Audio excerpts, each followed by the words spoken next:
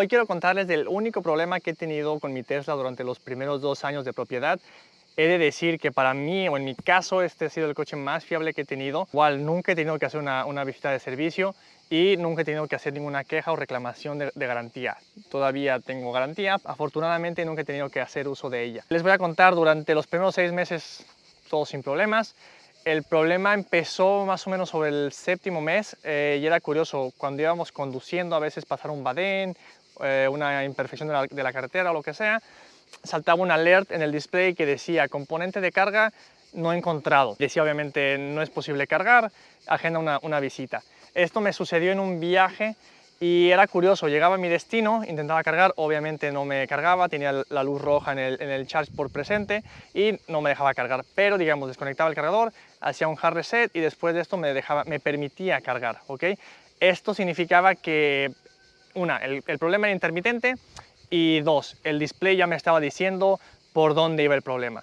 Ya con que el display me dijera el componente del puerto de carga no se encuentra, y yo sé que sí está en el coche montado, ya era suficiente información como para que yo pudiese investigar un poco. Les voy a comentar qué fue, que fue algo muy sencillo. Como pueden ver, aquí tenemos el puerto de carga, ¿ok?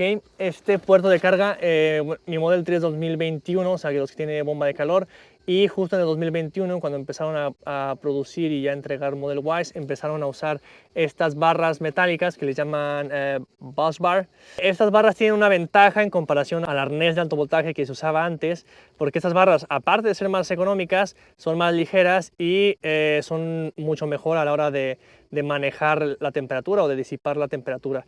Entonces, estas barras son las que nos permiten cargar hasta 250 kilowatts de manera más constante en comparación al ChargePort anterior, que algún día si quieren un video, era un poco más grande, naranja, y los cables que tenían mucho más pesados y era mucho más caro de producir.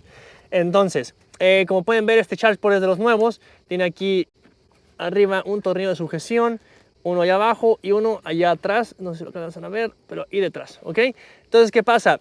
El alert me decía que estaba no encontrado. Esto quiere decir que simplemente la centralita, el gateway y el controlador de alto voltaje notaban que no estaba presente. Y esto es que, o este conector tendría algún problema, o que la masa del ChargePort al chasis estaba, digamos, generando problemas. Y justamente esto, porque les comentaba, era intermitente y al hacer un hard reset se borraba el problema. Entonces, ¿qué hice? Me di cuenta que este tornillo de abajo no es solo tornillo. Estos de arriba, digamos, sí son solo de sujeción, pero este de abajo tiene un inserto como de aluminio o metálico que hace no solo de sujeción, sino también de tierra al chasis. Entonces, ¿qué pasaba? Ese tornillo estaba un poco suelto y cada vez que pasaba una imperfección, un bache o lo que sea, temblaba un poco. Esto cambiaba la resistencia del componente del ChargePort o del puerto de carga hacia las centralitas,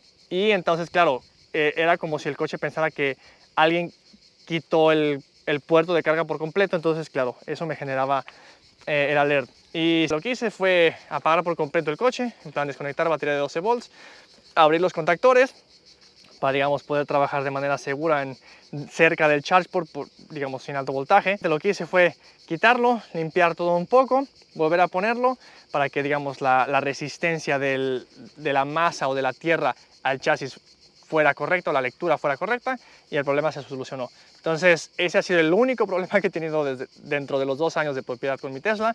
Y como les digo, son a veces problemas sencillos. Probablemente en la fábrica ese día, en la estación en la que estuvo el coche, el torquímetro no estaba bien calibrado o lo que sea, y no apretaron bien este tornillo, y después de esos 6-7 meses se comenzó a aflojar un poco, no lo suficiente como para que se saliera, pero sí lo suficiente como para generar ese fallo de lectura de la resistencia, y claro, de ahí viene el problema. Entonces, si quieren, déjenme algún comentario comentándome o contándome qué problemas han tenido ustedes con su Tesla. Espero que no hay muchos. Nos vemos a la próxima.